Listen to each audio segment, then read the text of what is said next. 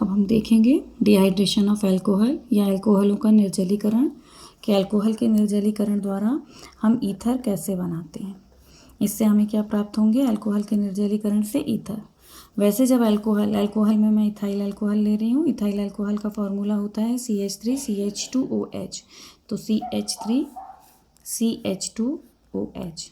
ये ethyl alcohol जब dehydration इसका होता है तो डिहाइड्रेशन में मेनली टेम्परेचर बहुत मायने रखता है। यदि ये डिहाइड्रेशन हम 170 डिग्री सेल्सियस पर कंसनट्रेटेड H2SO4 की प्रेजेंस में करेंगे, प्रोटिक अम्लों की प्रेजेंस में करेंगे, तो ये अपने में से वाटर मॉलिक्यूल को खो देता है। इलिमिनेशन रिएक्शन होती है, विलोपन अभिक्रिया होती है, और यहाँ पर जब ये H2O निकल गया तो हमें मिल जाता है CH2। ये दोनों के एक एक इलेक्ट्रॉन फ्री हुए तो सिंगल बॉन्ड डबल में बदलता है और CH2 इथीन अर्थात एल्कीन हमें प्राप्त हो जाते हैं। जब टेम्परेचर 170 डिग्री सेल्सियस है, इसे केल्विन में ले तो 443 केल्विन टेम्परेचर पर। और ये इंपॉर्टेंट क्वेश्चन है, ये पूछा जाता है क्या होगा जब अल्कोहल को, what happens when alcohol dehydrated at the temperature of 170 degree Celsius और 443 kelvin in the presence of H2SO4।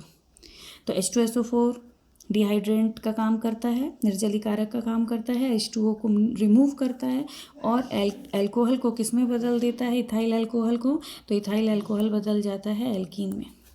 लेकिन इसमें हमें किसको बनाने की मेथड पढ़नी है? ईथर को। तो यहाँ डिफरेंस क्या है? केवल यदि हमने टेम्परेचर चेंज कर दिया तो इथाइल अल्कोहल इथीन ना देकर, देखिए यदि यही रिएक्शन आप किसकी प्रेजेंस में कराएंगे? इथाइल अल्कोहल तो लें, लेकिन इथाइल अल्कोहल के साथ टेम्परेचर हम कितना कर दें? 140 डिग्री सेल्सियस, और केल्विन में लें तो 413 केल्विन, है ना। टेम्परेचर 140 डिग्री सेल्सियस या 413 केल्विन टेम्परेचर होगा तो इसके दो मॉलिक्यूल आपस में रिएक्ट होते हैं और हमें CH3CH2O CH2CH3 मतलब डाई एथिल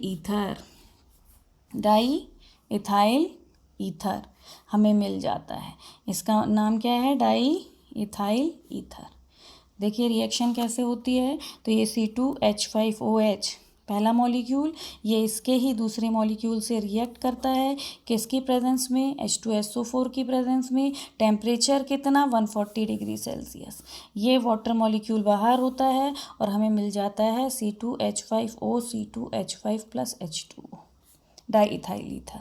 तो मेनली यदि टेम्परेचर 170 डिग्री सेल्सियस है या 443 केल्विन है तो हमें इथीन मिलेगी, अपने में से ही वो मॉलिक्यूल को निकालता है, वाटर मॉलिक्यूल को, इलिमिनेशन रिएक्शन होती है। लेकिन यदि कंसनट्रेटेड H2SO4 भी है, इथाइल अल्कोहल भी है और टेम्परेचर लो है 140 डिग्री सेल्सियस या 413 केल्विन टेम्परेचर है तो डाई एथिल ईथर हमें प्राप्त होगा। क्या होगा जब इथाइल अल्कोहल कंसनट्रेटेड H2SO4 के साथ 140 डिग्री सेल्सियस पर रिएक्ट होगा? ये इंपॉर्टेंट क्वेश्चन है, क्या होगा जब में, व्हाट हैपन्स व्हेन में पूछा जाता है।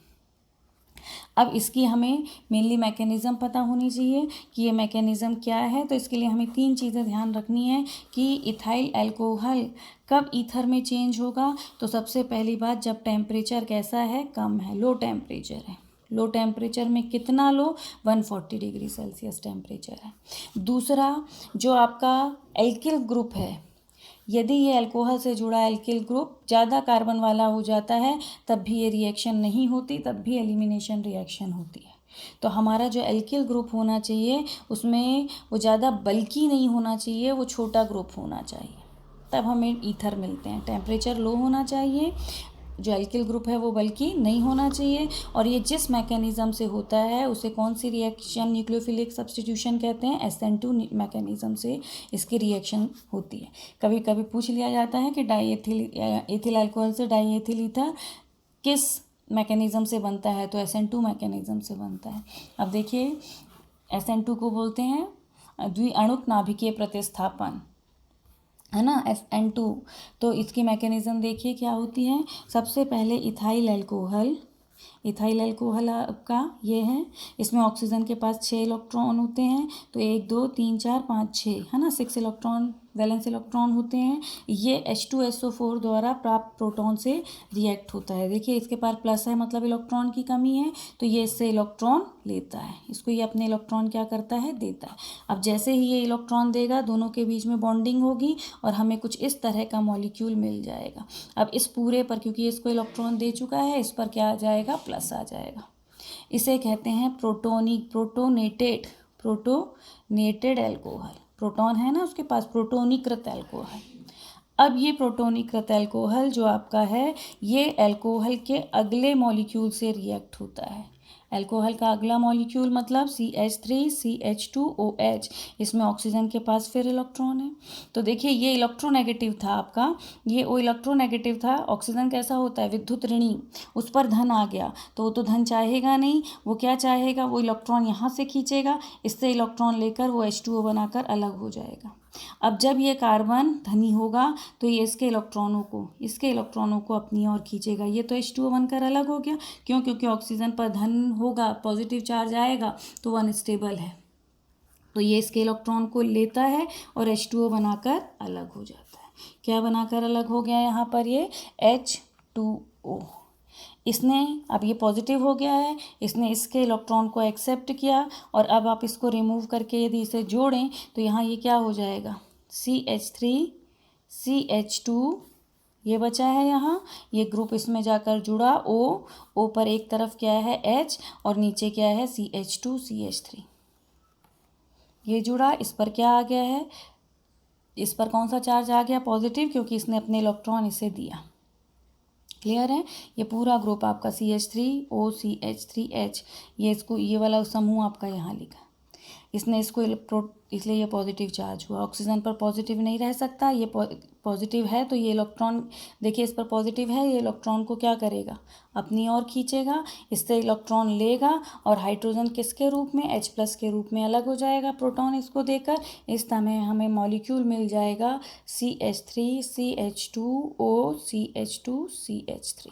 ये प्रोटॉन फिर अगले मॉलिक्यूल को, इथाइल अल्कोहल के अगले मॉलिक्यूल से रिएक्ट होकर उसको प्रोटोनेटेड में बदलेगा। प्रोटोनेटेड अल्कोहल और नॉन प्रोटोनेटेड अल्कोहल के बीच फिर रिएक्शन होगी। ये ऑक्सीजन पॉजिटिव नहीं रह सकता, इससे इलेक्ट्रॉन लेकर H2O बनाकर अलग होगा। जैसे ही इससे इलेक्ट्रॉन लेंगे, कार्बन पॉजिटिव फील करेगा, वो ऑक्सीजन के इलेक्ट्रॉनों को अपनी ओर खींचेगा, और आपको सिर्फ यहाँ पर ये CH2CH3 ग्रुप ये वाला जोड़ देना है। अब जैसे ही ये इलेक्ट्रॉन इसको देगा, ये पॉजिटिव फील करेगा, ये पॉजिटिव नहीं रह सकता तो इसके इलेक्ट्रॉनों को अपनी ओर खींचेगा, और जैसे ही इससे इलेक्ट्रॉन लिए जाएंगे, ये पॉजिटिव के रूप में बाहर हो जाएगा और हमें डाईएथिल ईथर मिल जाएगा। तो ये थी इसकी मैकेनिज़्म, इसे मैकेनिज़्म ध्यान से देखिएगा। और मेनली बोर्ड एग्जाम में जो पूछा जाता है वो ये पूछा जाता है, what happens when ethyl alcohol react dehydrated in presence of H2SO4 at the temperature of 170 degree Celsius, or what happens when ethyl alcohol dehydrated in presence of concentrated H2SO4 at the temperature 140 degree Celsius. तो यदि low temperature है तो diethyl ether बनेगा, और temperature high कर दिया तो हमें एल्कीन मिलेंगे। क्लियर है।